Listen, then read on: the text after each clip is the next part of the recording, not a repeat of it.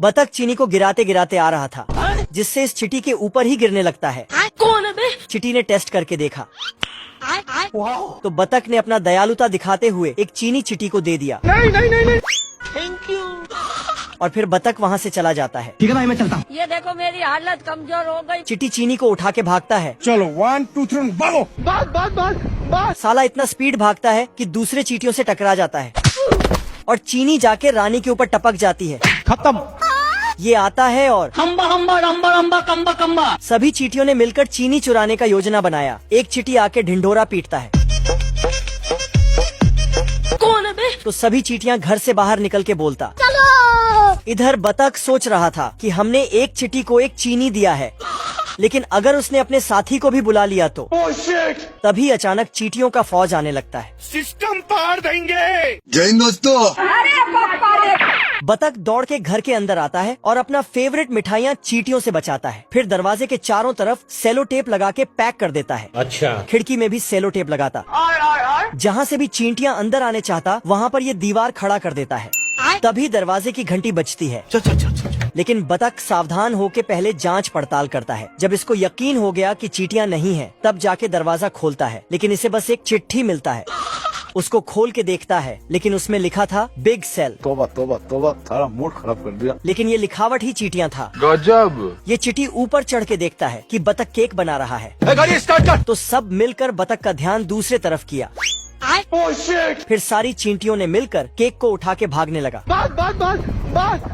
बतख देखता है। बाप रे। बतख उन सबको रोकता है, परंतु कोई हाथ नहीं आता। रुक जा। नहीं। साला इस चिट्टी ने लीची को बास्केटबॉल बना दिया।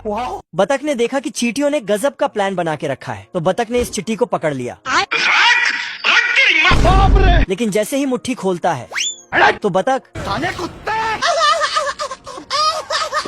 इस चिट्टी को बतख का फेवरेट मिठाई वाला मटका दिख जाता है। तो चींटियों ने मिलकर प्लान बनाया और लंबे लंबे पाइप लगाया।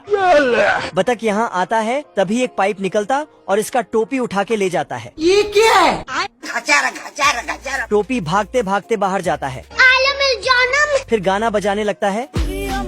बतख ने एक फटका लगाया, लेकिन तो टूट के बिखर गए। चींटियों ने पाइप को लंबा करते करते अपने बिल तक ले गया। फिर मिठाइयाँ का रस अपने बिल में डालने लगता है। उठा के पट्टू का। बतख ने अपना चालाकी दिखाया और बीचों बीच से पाइप निकाल के भरने लगता है।